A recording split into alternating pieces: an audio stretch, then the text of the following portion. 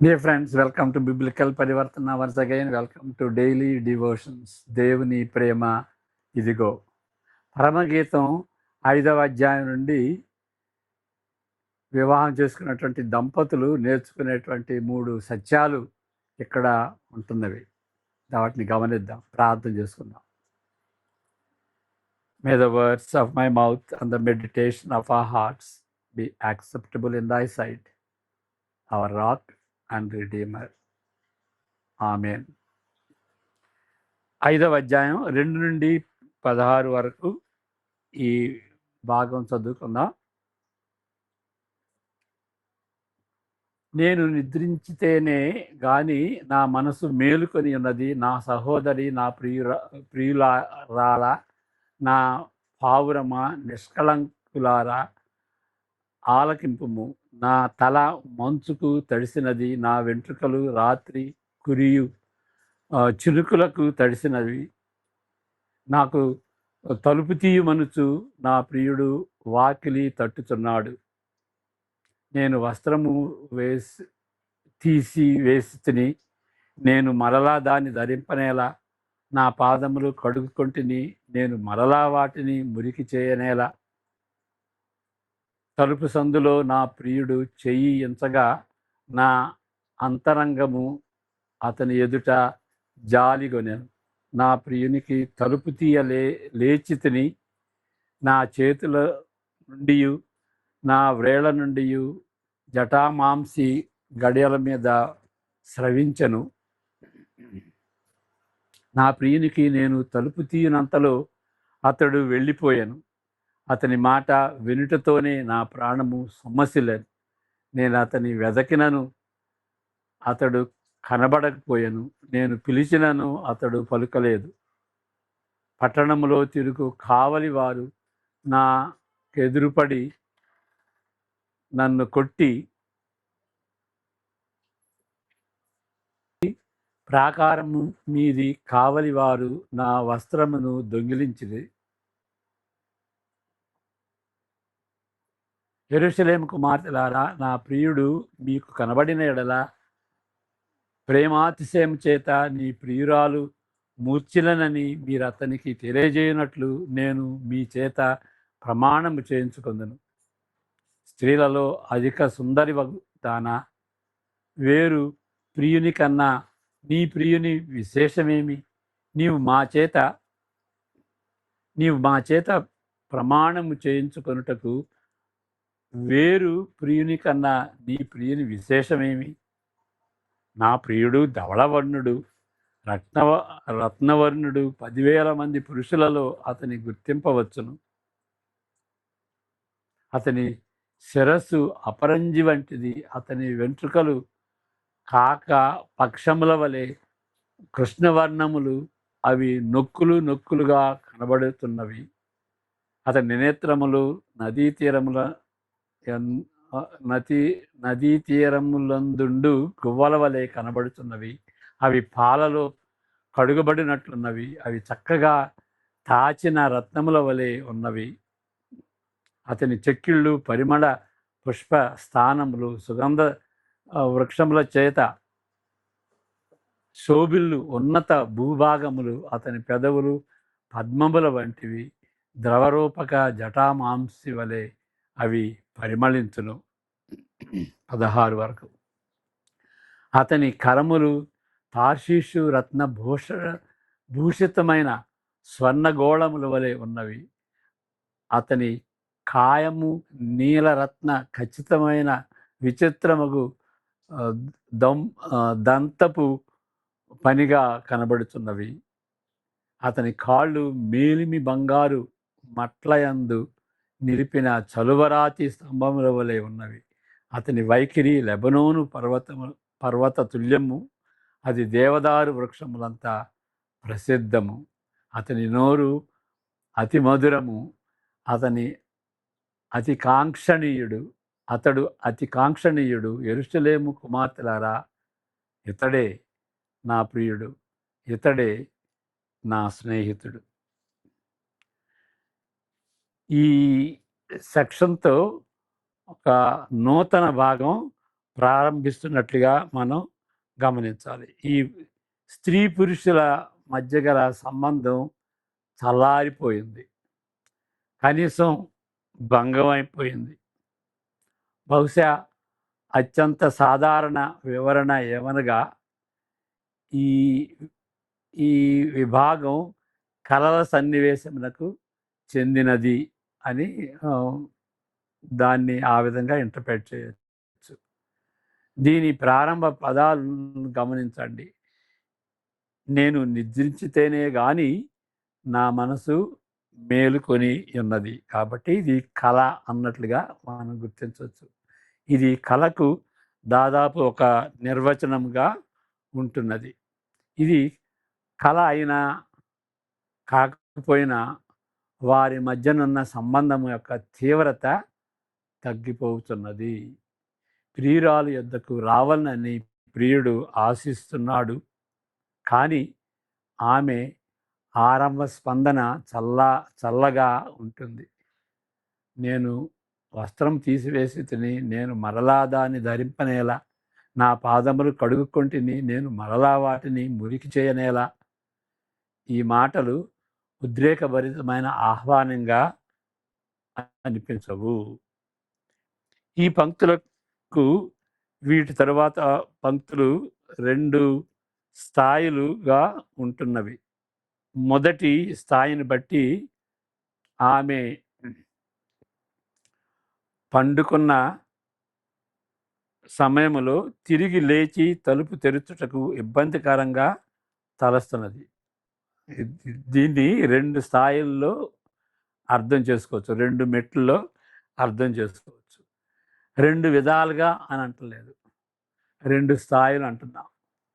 అంటే మొదటి మెట్టు ఉండాలి, రెండో మెట్టుకి వెళ్ళాలి అంటే మొదటి మెట్టు ఉండాలి. కాబట్టి 2 స్థాయిల్లో ఉంటున్నవి. ఆమె పాదములు మురికి కావచ్చును. ప్రేమికుడు తలుపులోని రంధ్రము గుండా తన చేయి పెట్టి దాని గడిని పైకి లేపుటకు ప్రయత్నిస్తాడు. తరువాత ప్రియురాలు తన మనసు మార్చుకొని కొంచెము ఆలస్యం చేసినప్పటికీ తన పడక నుండి లేచినది.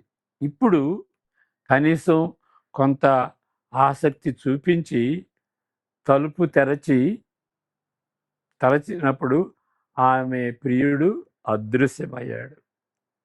5-6 వచనాల్లో మనం చూస్తున్నాం. నిరుత్సాహంతో, సిగ్గుతో పట్టణమంతా ఆయన కొరకు వెతుకుతూ సంచరించినది.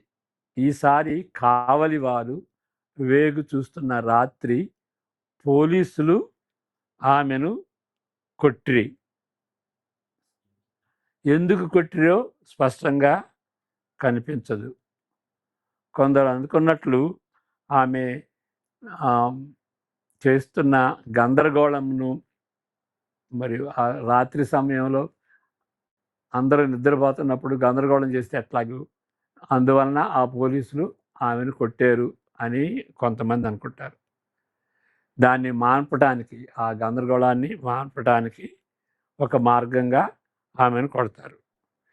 ఈ తలపు ప్రకారము యెరూషలేము కుమార్తెలు ఆమె స్నేహితులు కారు.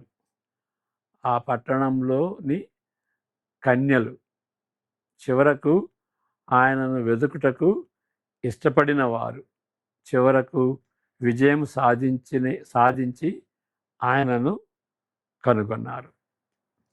అదొక స్థాయి. ఈ రెండవ స్థాయి, ఇది చెప్పటానికి కూడా కొంచెం ఎంబరాసింగ్గా ఉంటుంది.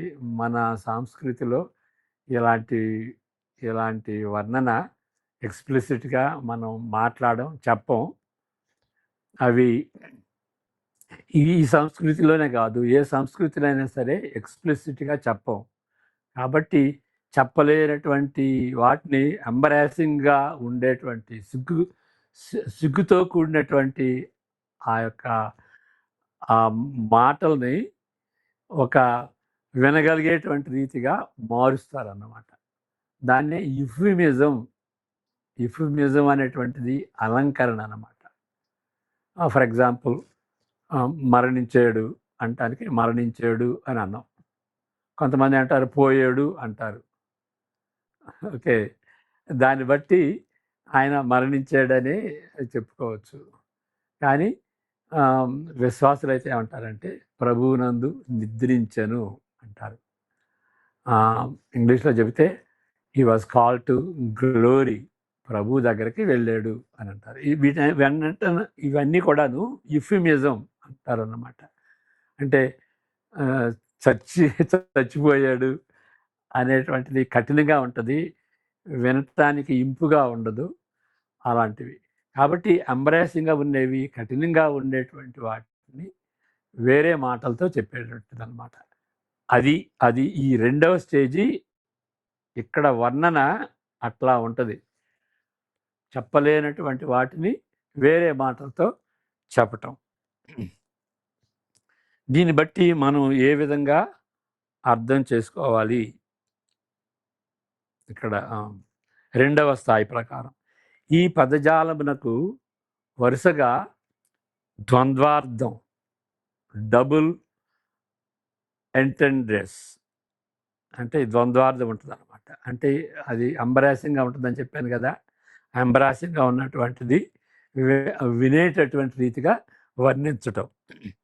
కొన్నిసార్లు పాదములు, మూడవ వచనంలో ఉన్నటువంటి పాదములు జనతేంద్రియములు, జెనిటల్స్ అర్థంతో వాడబడిన పదం. ఉదాహరణకు హెబ్రీ భాషలోని న్యాయాధిపతులు, ఇది చదువుకోవచ్చు.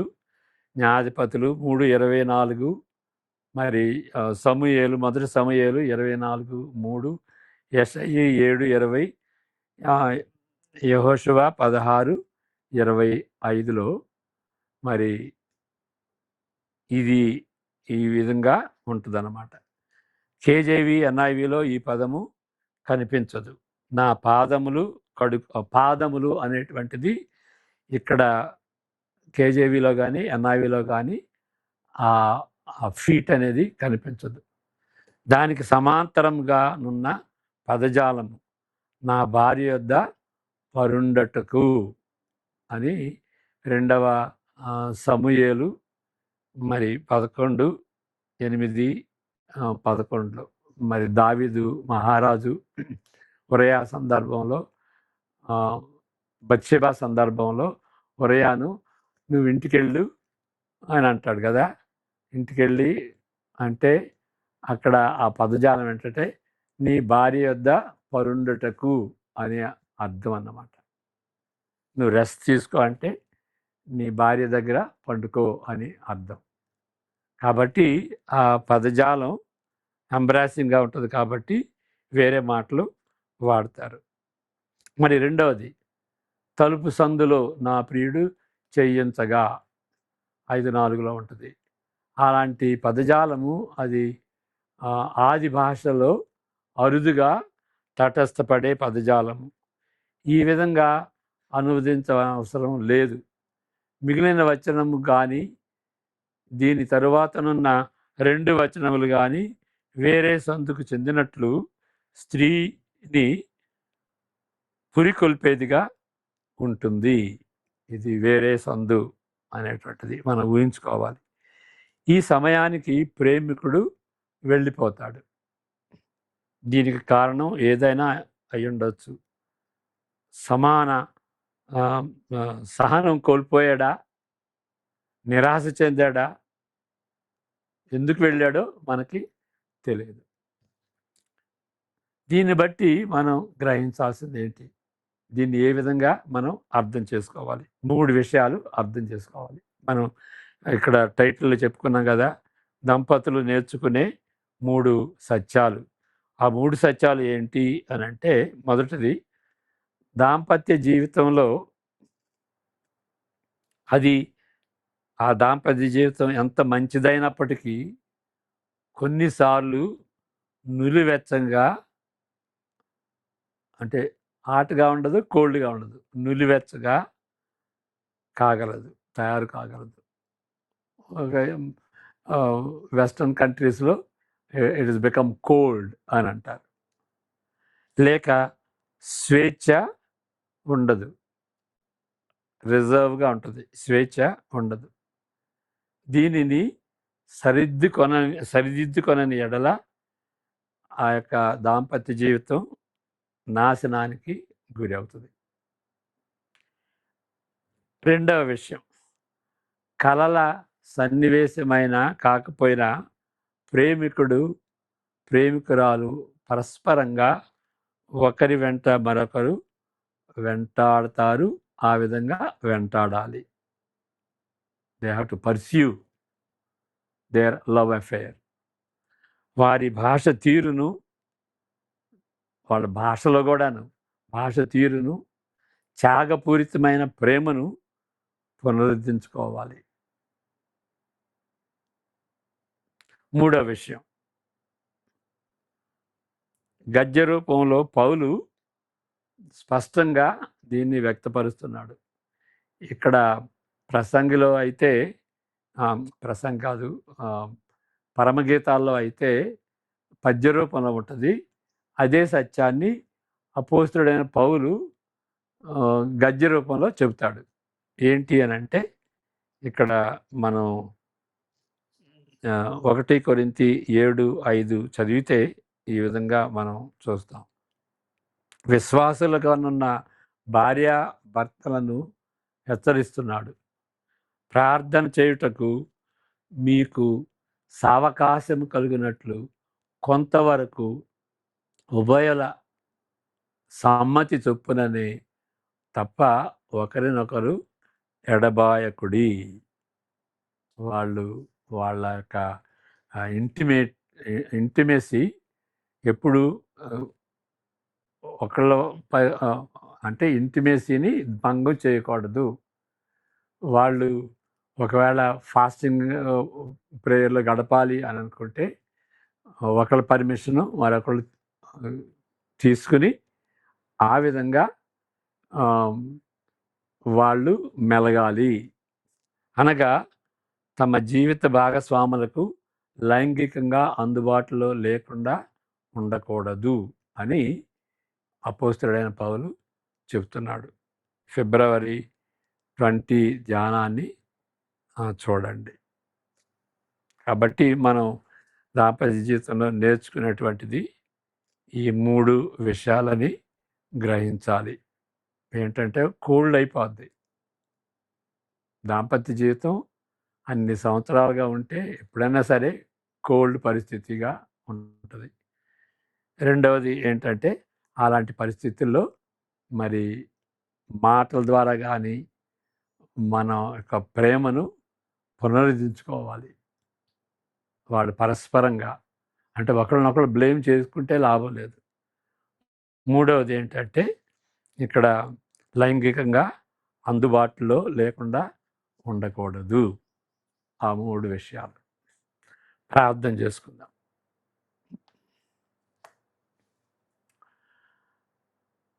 పరిశుద్ధుడైన మా దేవ, ఈ దాంపత్య జీవితంలో పడిపోనటువంటి వాళ్ళు ఎవరు ఉండరు ప్రభువా, మమ్మల్ని క్షమించండి. మరి మా దాంపత్య జీవితం మెరుగ్గా ఉండటానికి మీతో ఆ వివాహ దినాన, పెండ్లి సమయాన మీతో చేసుకున్నటువంటి ఒడంబడి, ఒకరితో ఒకరు మీ సన్నిధిలో ఒకరితో ఒకరు చేసుకున్నటువంటి ఒడంబడికి కట్టుబడి ఉండినట్లుగా మా మ్యారేజ్ని రివైవ్ చేయవలసిందిగా వేడుకుంటూ యేసు ప్రభు పేరట ప్రార్థిస్తుంటున్నాం తండ్రి. ఆమెన్. God bless you.